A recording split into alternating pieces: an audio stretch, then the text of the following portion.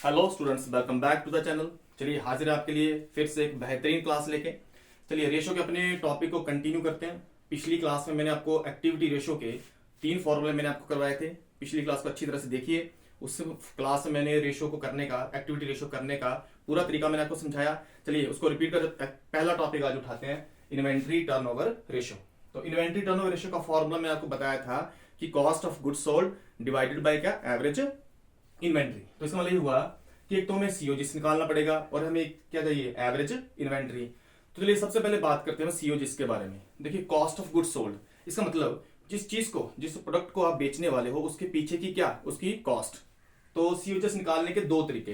देखिए एक तो आपको आएगा कि सीओजिस कैसे निकलेगा, जितना मेरे पास ओपनिंग में क्या पड़ा था स्टॉक, वो भी मेरी कॉस्ट है।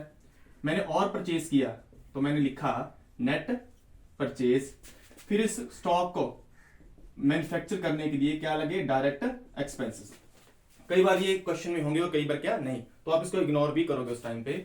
और लास्ट में जो स्टॉक मेरा बच गया, जो इस बार सेल हुआ ही नहीं, उसको बीच में से क्या कर दूंगा, माइनस। क्योंकि जो स्टॉक मेरा बचा है, अपना बिका ही नहीं, उसकी कॉस्ट भी इस साल में नहीं लूंगा। तो इसका मतलब सीओजीएस करने का formula, opening stock, net purchase, direct expense minus क्या, क्लोजिंग स्टॉक।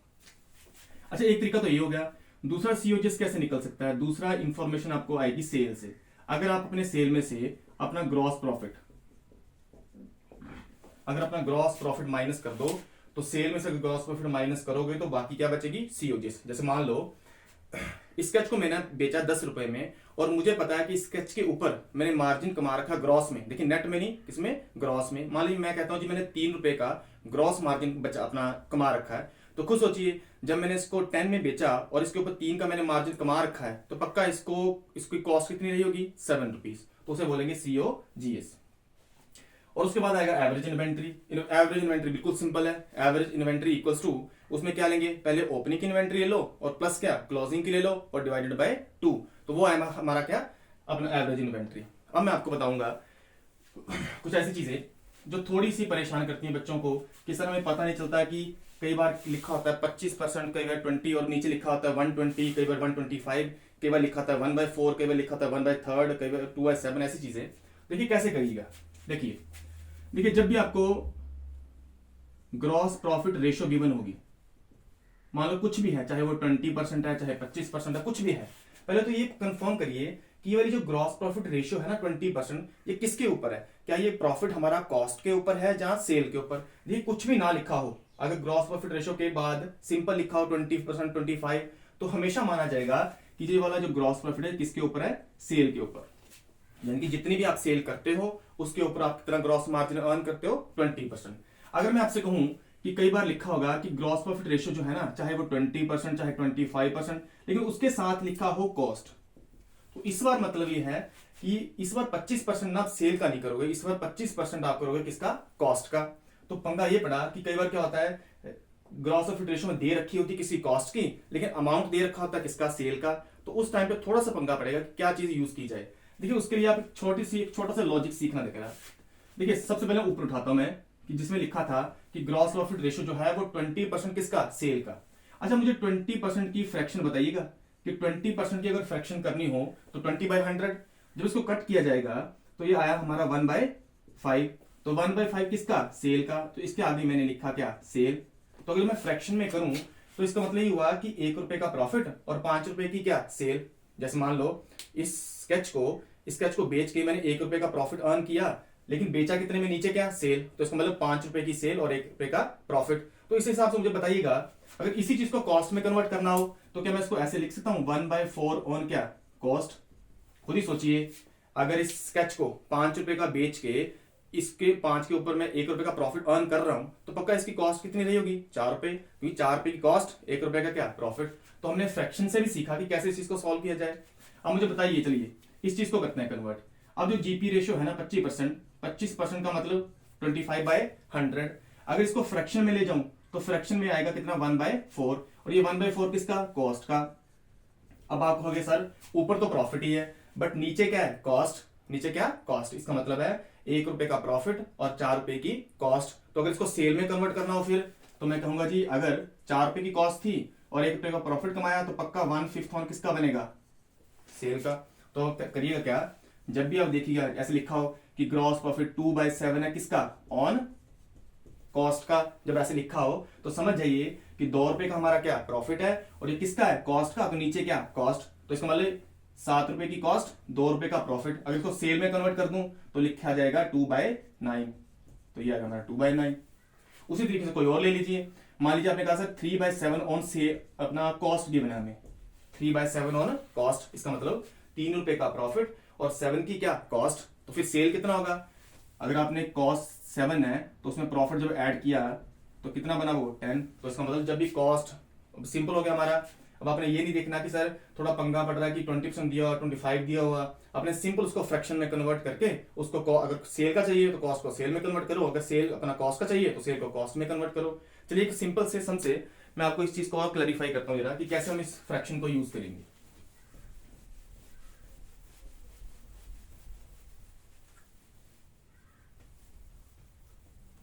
चलिए एक सम करवाता हूँ, इससे आपको देखेंगे किस तरह से इस चीज को किया जाएगा। देखिए सबसे पहले लिखा हुआ हमारे पास एक क्वेश्चन है, उसमें हमारे पास जो कैश सेल है वो है 50,000 और जो क्रेडिट सेल है वो है मेरे पास 1,50,000। देखिए कैश सेल भी गिवन है और क्रेडिट सेल भी गिवन है, तो टोटल मेरी सेल 2 लाख ही होगी।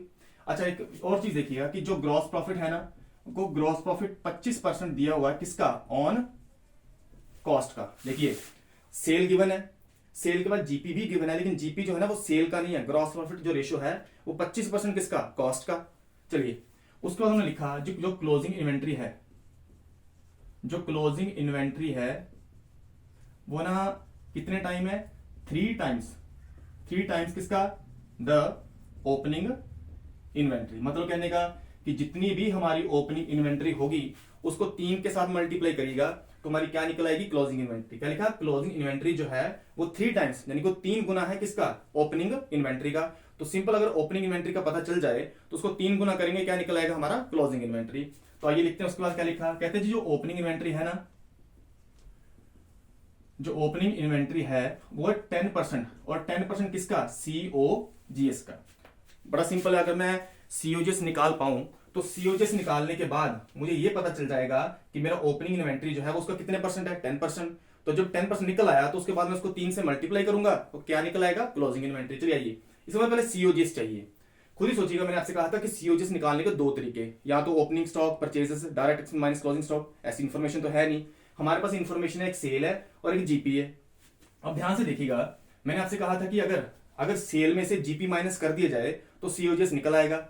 सेल गिवन है पर पंगा ये पड़ा कि जो जीपी है वो 25% किसका है, कॉस्ट का। तो अमाउंट किसकी यहाँ पे, अगर मैं टोटल सेल की बात करूं तो आपने कहा सर टोटल सेल जो है ना वो हमारी है उधार की कितनी 50 और क्रेडिट में कितनी 150 और कैश में कितनी 50। तो आपने कहा सर टोटल जो है वो 2 लाख है। मैंने आपसे कहा मुझे ग्रॉस प्रॉफिट निकाल दो, तो हमने कहा सर 2 लाख का अगर हम 25% कर दें तो ग्रॉस प्रॉफिट निकल आएगा।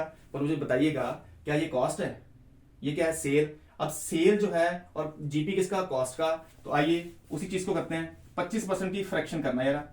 25% का मतलब है 1/4 ऑन कॉस्ट, इसका मतलब 4 रुपए की कॉस्ट और 1 रुपए का प्रॉफिट। अगर इसको मैं सेल में कन्वर्ट कर दूं तो 1/5 ऑन क्या आएगा, सेल का।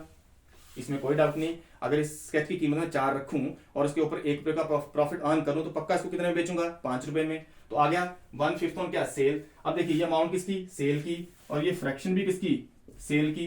तो निकल आया 1 रुपए का प्रॉफिट कितने के इक्वल है, 40,000 के इक्वल। देखिए इसको करने का एक और तरीका भी है। अब आप कहते हैं सर फ्रैक्शन में थोड़ा मुश्किल है, तो एक चीज याद रखिएगा, कॉस्ट, अगर कॉस्ट में ग्रॉस प्रॉफिट ऐड कर दो तो क्या बन जाएगा आपका बन जाएगा सेल। एक फॉर्मेट है, कॉस्ट में ग्रॉस प्रॉफिट ऐड कर दो सेल ही बनती है। जो कॉस्ट कोई भी होगी, जैसे 4 रुपए कॉस्ट है, इसमें प्रॉफिट ऐड कर दूं तो पक्का सेल ही बनेगी। आइए करते हैं, क्या था ग्रॉस प्रॉफिट कितने परसेंट था, 25%। आपने कहा सर ग्रॉस प्रॉफिट के सामने मैं लिख रहा हूं 25%।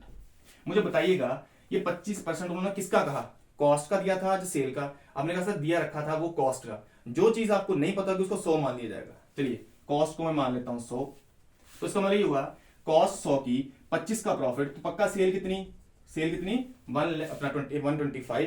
तो टोटल सेल कितनी थी 2 लाख।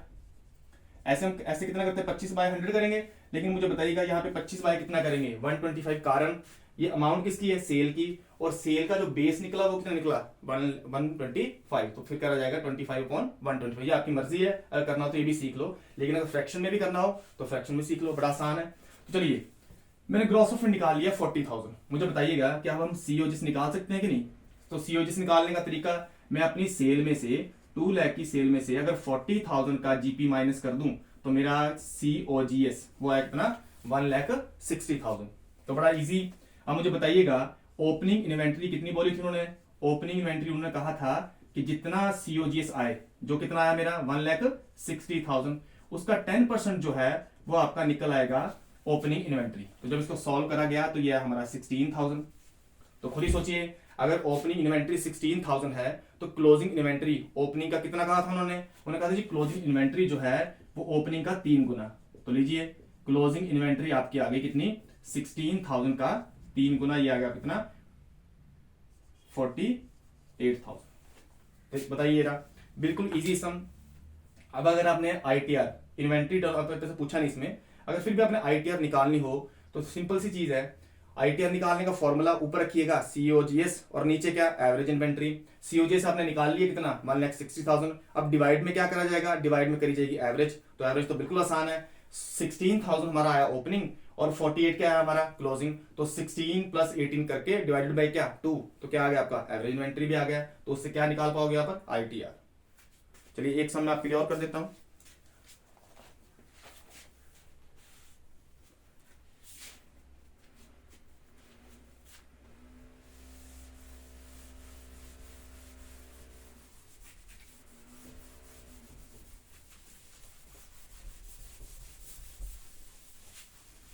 देखिए फ्रैक्शन के ऊपर पूरा ध्यान दीजिएगा, याद रखना जिस चीज की अमाउंट हमें गिवन होगी ना उसी की हम क्या जीपी रेशियो लेंगे। जैसे पिछले मैंने समझो करवाया उसमें 2 लाख जो था वो सेल गिवन थी और जीपी जो था वो हमारा किसका था कॉस्ट का। इसका मतलब सेल हमारी जो है अमाउंट में किसकी सेल की, और जो जीपी दे रखा वो किसका कॉस्ट का। तो उसका नहीं सीधा किया जा सकता था, तो मैंने अपना जो जीपी की रेशियो थी उसको कन्वर्ट किया किसमें सेल में। अब अमाउंट भी सेल की और फ्रैक्शन भी किसकी सेल की, तो फिर वो इजी तरीके से होगा। हाँ अगर हमें कॉस्ट दे रखी होती तो फिर तो बड़ा आसान था कि फिर मैं कॉस्ट का सीधा कर देता क्या 25% जितना था।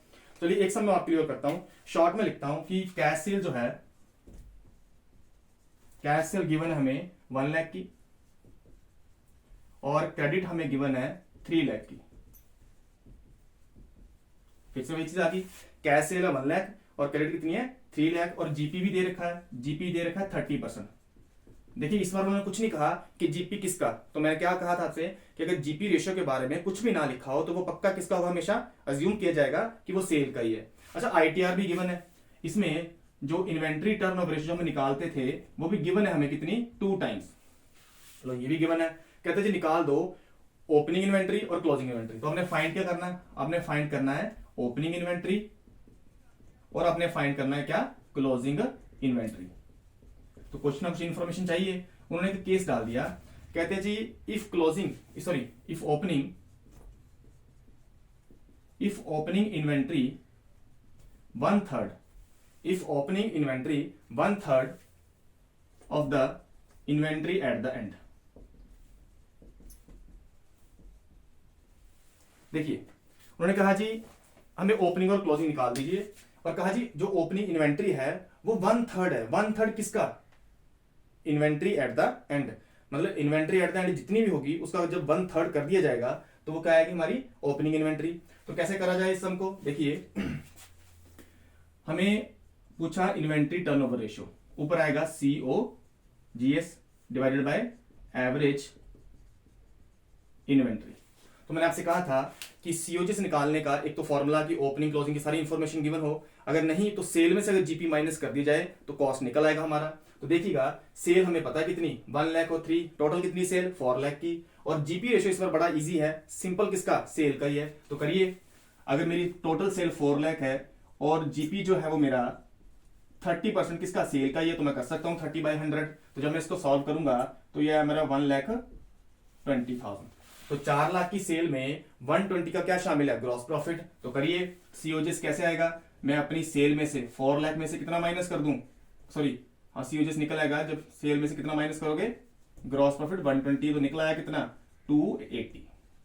तो चलिए मेरा COGS निकल गया 2,80,000। अब ध्यान से देखिएगा, अब एवरेज इन्वेंट्री जब करेंगे तो ना मुझे ओपनिंग का पता, ना क्लोजिंग का, ना ही कोई हिंट दिया गया। तो पहले मैं इस चीज को फिट करूं।